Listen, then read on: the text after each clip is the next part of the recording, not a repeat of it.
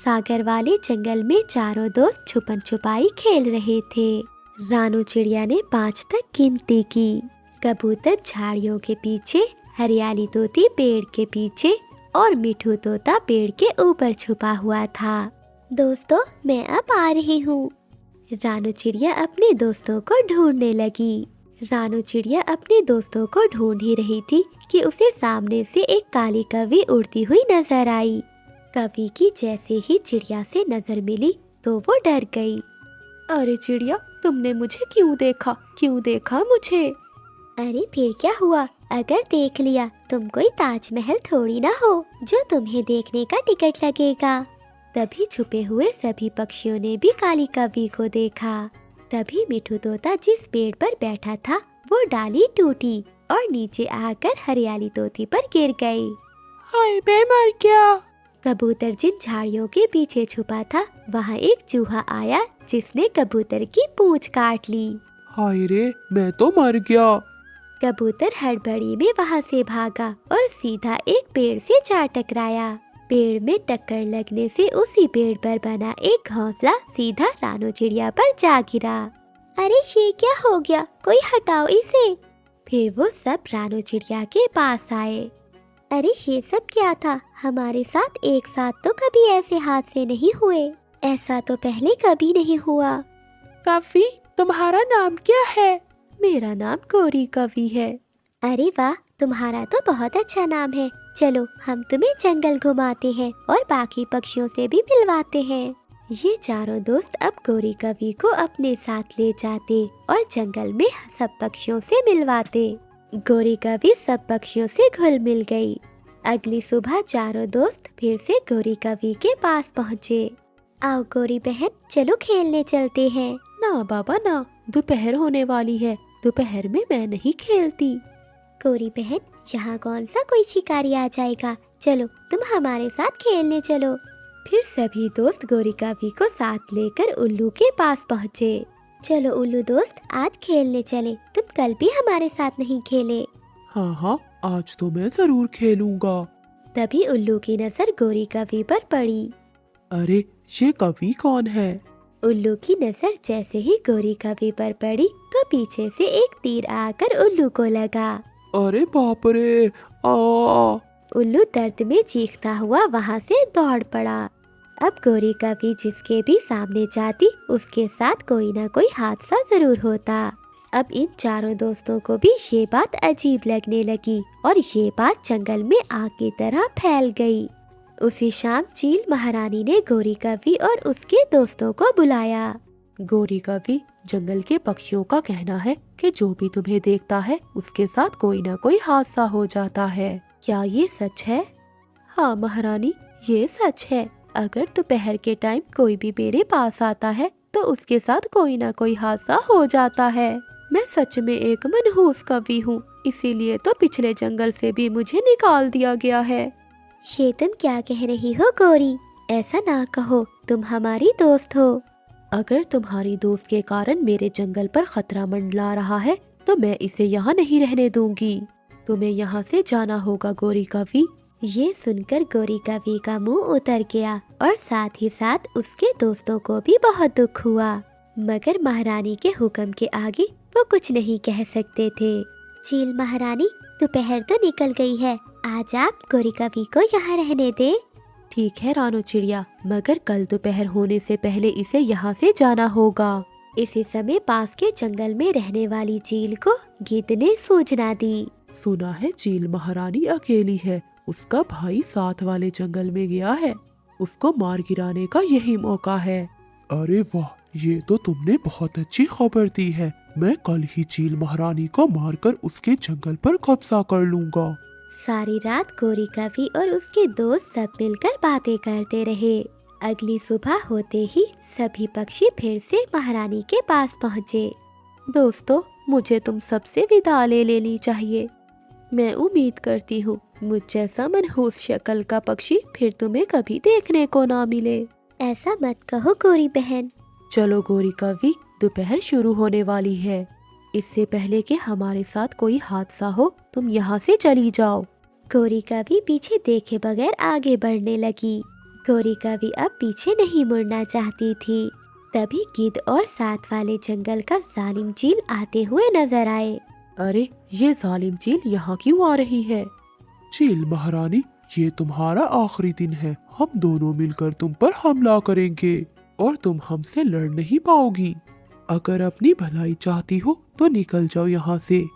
नहीं, मैं अकेली हूँ तो क्या, मैं अपने जंगल को छोड़कर नहीं जाऊंगी। तो फिर लड़ने के लिए तैयार हो जाओ। तभी उन दोनों की नजर गोरी कवि पर पड़ी। अरे ओ काली कवि, कहाँ चली आ रही हो? क्या तुम्हें मरने की इच्छा है? उल्टे कदम वापस लौट जाओ। नहीं, मैं वापस नहीं जाऊंगी। वो दोनों गोरी कवि पर हमला करने ही वाले थे कि वहाँ मधुमक्खियों का एक बहुत बड़ा झुंड आ जाता है और वो मधुमक्खियाँ उन दोनों को काटने लगी।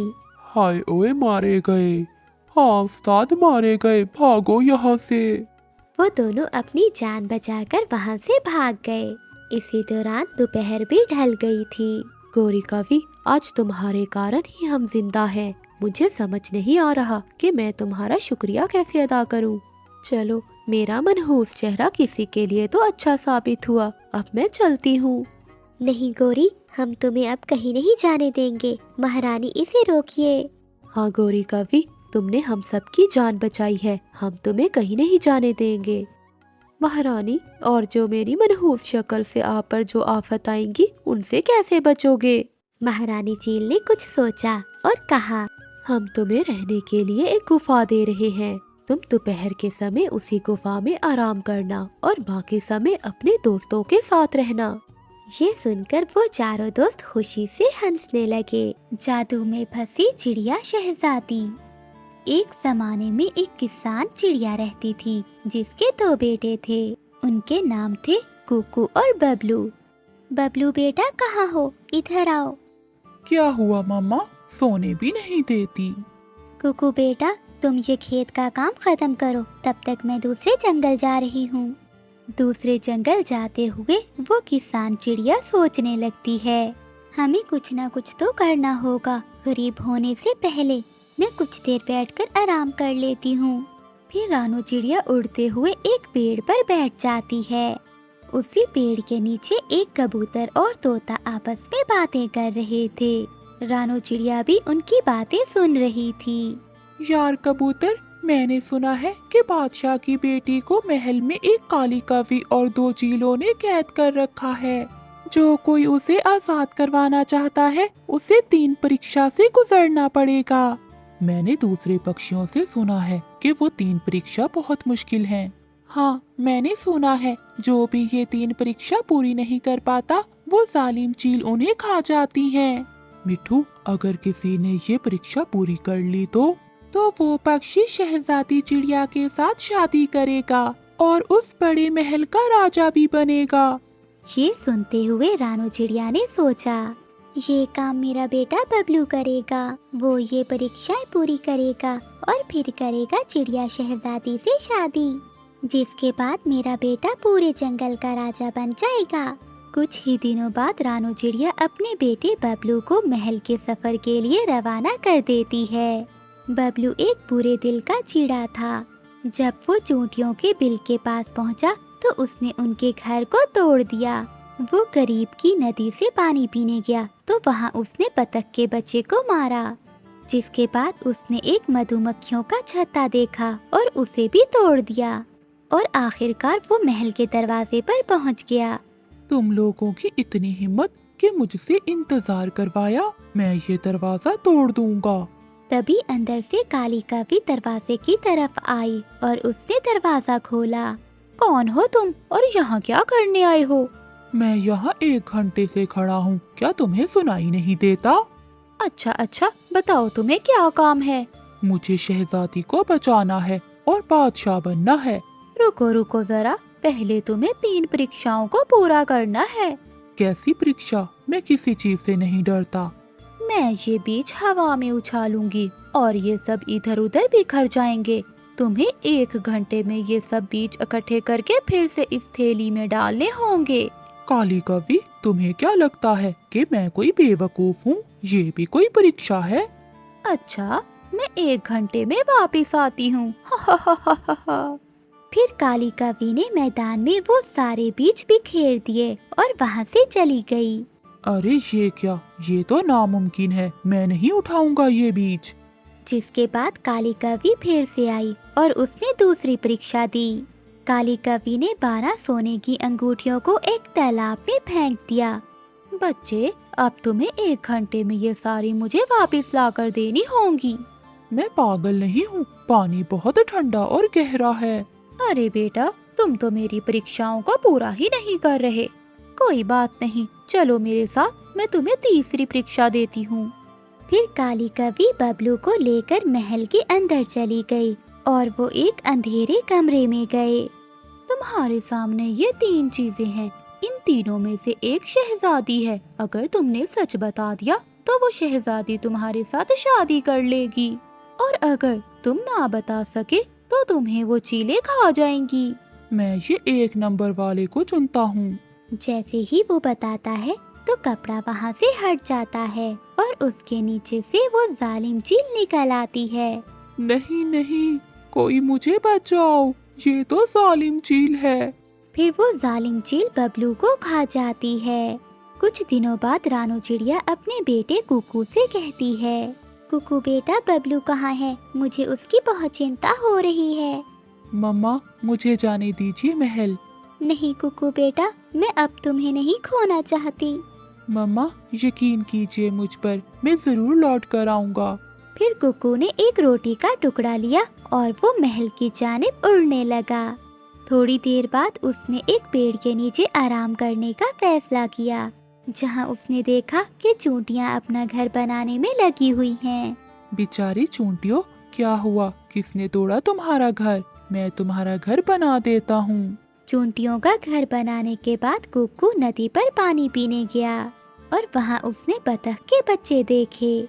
आओ आओ प्यारे बतख के बच्चों, तुम्हें भूख लगी होगी, ये लो, ये रोटी के टुकड़े खा लो।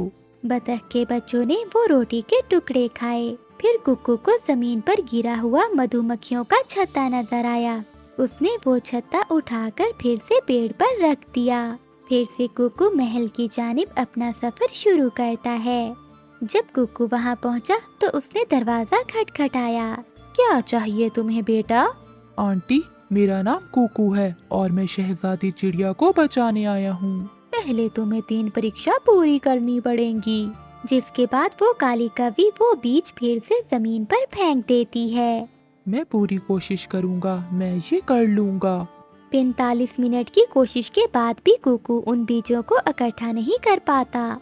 इतनी ही देर में कुकू की मदद के लिए ढेर सारी चूंटियां वहां आ जाती हैं, क्योंकि कुकू ने उनका घर बनाने में उनकी मदद की थी। फिर वो सारी चूंटियां मिलकर थैली को वापस भर देती हैं। अरे वाह दोस्तों, आपका बहुत शुक्रिया। जिसके बाद वो काली कवि फिर से वहां आ गई। ऐसा तो पहले कभी भी नहीं हुआ। अब तुम्हें दूसरी परीक्षा से गुजरना है। तुम्हें 12 अंगूठियाँ इकट्ठी करनी है। ऐसा कहते हुए वो काली कवि अंगूठियाँ नदी में फेंक देती है। कुकू ने नदी में छलांग लगाई, मगर पानी बहुत गहरा था। कुकू उन अंगूठियों को नहीं निकाल पाया, मगर तभी कुकू ने देखा कि तालाब की छोटी बतखें वो सारी अंगूठियाँ ले आई हैं। वो सभी वही बतखें थीं जिनको कुकू ने रोटी के टुकड़े खिलाए थे। आप सबका बहुत बहुत शुक्रिया। जिसके बाद कुकू काली कवि के पास गया। सभी 12 अंगूठियाँ? ऐसा पहले तो कभी नहीं हुआ। अच्छा, अब मेरे पीछे आओ। फिर काली कवि ने कुकू को आखिरी परीक्षा के बारे में बताया। वो सामने ढांपे हुए 3 मुजस्मे देखता है, मगर उसे समझ नहीं आ रहा था कि शहजादी चिड़िया किस में है। अरे ये सब तो एक जैसे हैं।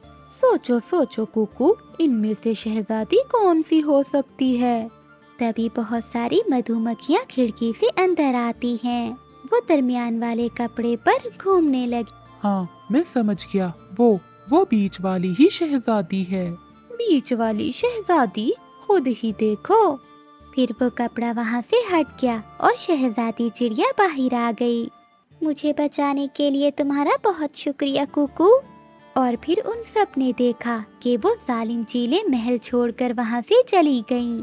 कुकू बेटा, अब तुम इस महल के मालिक हो, मैं चलती हूँ। कुकू ने उन तीनों परीक्षाओं को पूरा कर लिया था, जिसके बाद कुकू की शादी शहजादी से हो जाती है और वो खुशी का जीवन बसर करने लगते हैं।